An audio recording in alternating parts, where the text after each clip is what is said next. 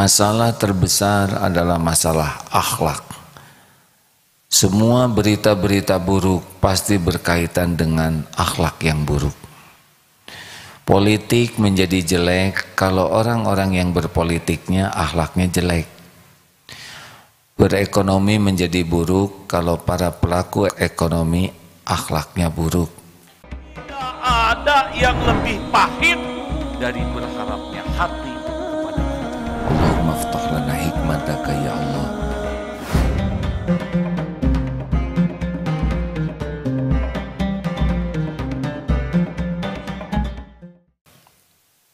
Assalamualaikum warahmatullahi wabarakatuh. Alhamdulillahi rabbil alamin. Alhamdulillahilladzi anzala sakinah fi qulubil mu'minin liyajdadu imanan ma'a imanihim. Segala puji bagi Allah Subhanahu wa ta'ala yang maha dekat, yang maha menatap, menyaksikan segala-galanya, yang maha mendengar segala suara, yang maha mengetahui segala isi hati, apa yang terlintas dalam pikiran. Allah yang maha tahu segala perilaku kita, yang diterang-terangan, yang sembunyi-sembunyi. Allah maha tahu segala keinginan, segala keperluan kita. Dialah Allah yang maha gagah, yang mengatur pertemuan ini terjadi, dan dialah Allah yang maha kuasa atas segala sesuatu. Apa yang Allah inginkan pasti akan terjadi tanpa bisa dihalangi siapapun, dan apa yang tidak Allah kehendaki tidak akan pernah terjadi walaupun seluruh jin dan manusia bergabung menginginkannya. Allahumma salli ala sayyidina Muhammadin wa ala alihi wa ashabihi ajma'in. Hadirin para pemirsa yang budiman, para penyimak lewat radio dan seluruh medsos juga TV. Hari ini adalah Hari Santri Nasional. Masya Allah, Alhamdulillah. Apa yang harus kita lakukan? Jadi Hari Santri Nasional ini kita syukuri untuk mengingatkan kita peran santri. Dulu Indonesia ini merdeka tidak lepas dari peran para ulama dan juga santrinya. Tiap zaman berbeda. Dulu zaman kemerdekaan, sekarang zaman mengisi kemerdekaan. Santri harus menjadi bagian dari solusi. Itu kuncinya. Kita hadir untuk jadi solusi, bukan untuk jadi masalah. Masalah apa yang terbesar dalam kehidupan manusia adalah masalah akhlak. Ingat baik-baik itu. Masalah terbesar adalah masalah akhlak. Semua berita-berita buruk pasti berkaitan dengan akhlak yang buruk. Politik menjadi jelek kalau orang-orang yang berpolitiknya akhlaknya jelek. Berekonomi menjadi buruk kalau para pelaku ekonomi akhlaknya buruk. Maka kita harus benar-benar serius sekali terhadap akhlak ini. Bagaimana kita bisa menyapu lantai supaya bersih kalau sapunya kotor? Bagaimana kita bisa membantu memperbaiki akhlak kalau akhlak kitanya kurang baik? Tolong jawab. Mau punya teman yang akhlaknya baik atau akhlaknya buruk? Mau punya suami yang akhlaknya baik? Tunggu dulu. Maukah akhwat punya suami yang ganteng? Belum selesai bicaranya. Tidak boleh emosional. Maukah punya suami yang ganteng, pinter, banyak uangnya? Mau? Tapi akhlaknya bejat. Jawab. Ganteng loh, pinter loh, Kaya loh. Akhlaknya rusak, mau tidak? Bisa jadikan samsak loh. Bisa dizolimi. Nah sekarang saya nanya ke santri ikhwan. Santri ikhwan, maukah punya istri yang rupawan, pinter, rezekinya cukup, tapi solehah?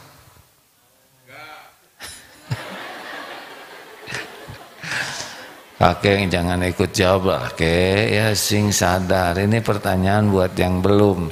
Maaf hadirin, ada yang emosional. Nah,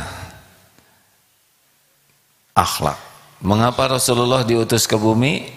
Innama bu'itstu liutammima makarimal akhlak.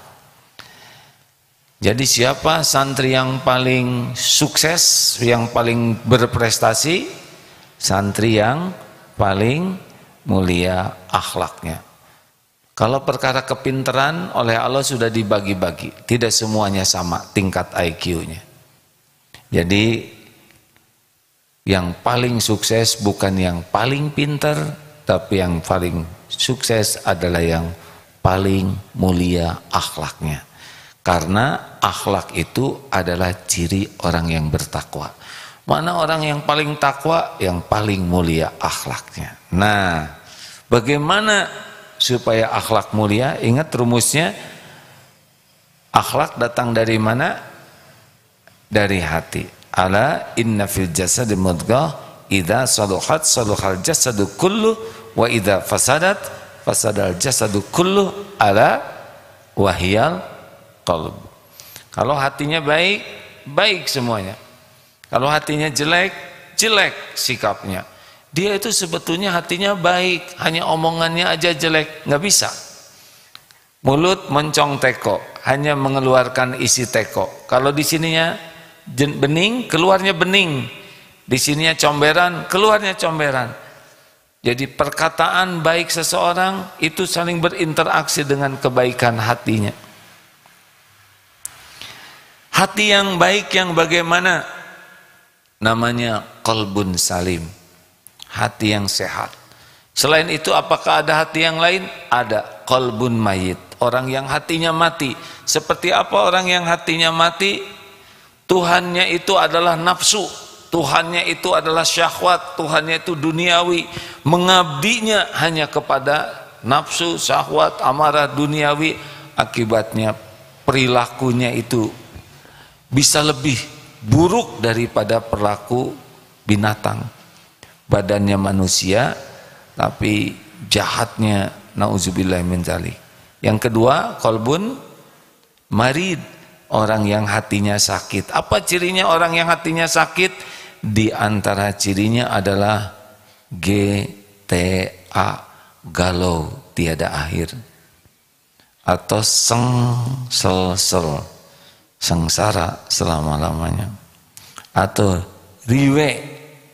Tahu riwe? Riut wae. Ada deh orang yang penyakit hati, jangankan penyakit hati, penyakit badan saja membuat tidak enak. Betul? Coba sakit gigi enak tidak? Mana yang lebih nggak enak, sakit gigi atau sakit hati?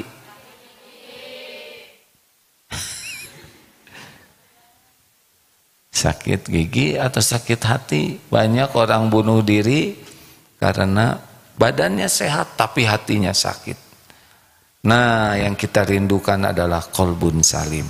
Seperti apa? Ini dia, Dek. Ini ilmu ini harus dipegang betul ya, bahwa kebahagiaan, kemuliaan, keselamatan itu milik orang yang diberikan qalbun salim. Akhlak mulia itu adalah penampakan dari orang yang hatinya baik, hatinya bersih, hatinya sehat, selamat. Apa yang penting dari hati ini? Yang paling penting dari hati ini, dengar deh, ada dua tuh ya. Kepada Allah pencipta kita, kita itu yakin kepada Allah. Ini yang membuat orang berakhlak mulia tuh. kepada pencipta, kepada Allah, yakin. Yakin kita ciptaan Allah, segalanya milik Allah, dalam genggaman Allah. Yakin kita sedang dilihat Allah, yakin kita sedang didengar Allah, yakin kita sedang diperhatikan Allah. Orang yang yakin kepada Allah, yakin bahwa dunia ini hanyalah ciptaan Allah, pemiliknya adalah Allah, Allah yang membagikan. Yakin bahwa kita diciptakan lengkap dengan rezeki, tidak akan tertukar. Apa yang Allah berikan kepada kita tidak akan meleset, apa yang bukan untuk kita tidak datang kepada kita. Yakin kalau Allah menetapkan sesuatu pasti terjadi, kalau Allah tidak menghendaki tidak akan terjadi. Makin yakin kepada Allah, makin ajeng, makin tenang, makin mantap. Inilah al-mu'minul qawi khairun wa ahabbu ilallah minal mu'mini dhaif wa fi kullin khairun. Mukmin yang kuat lebih baik dan lebih dicintai Allah daripada mukmin yang lemah. Jadi adik-adik, orang yang paling yakin ke Allah pasti beda hidupnya, pasti beda. Halakosa, masih ingat? Hayyin, layin, qarib, sahol. Ini orang yang tidak akan tersentuh api neraka nih. Ala ukhbirukum biman tuharrumu alaihin nar. Maukah engkau kuberitahu orang yang diharamkan tersentuh api neraka? Hayyin ini adalah orang yang tenang, menenangkan, teduh, meneduhkan. Kenapa? Karena hatinya yakin kepada Allah. Dan ini yang paling penting. Santri itu pembedanya adalah keyakinan. Kalau santri kurang iman, pasti akhlaknya kurang baik. Jelas? Nah, sekolah di pesantren ini keberuntungannya adalah kita lebih banyak porsi untuk belajar Islam, terutama belajar mengenal Allah. Jadi kalau ada santri, kenapa ini akhlaknya beda-beda, padahal hafalannya banyak, padahal ini ilmu hadisnya hafal, yang membuat orang baik buruk akhlaknya bukan semata jumlah ilmunya, tapi yakinnya ke Allah inilah. Banyak ilmu kurang yakin ke Allah, sombong dengan ilmunya. Rajin ibadah kurang yakin ke Allah, riya dengan ibadahnya, ujub.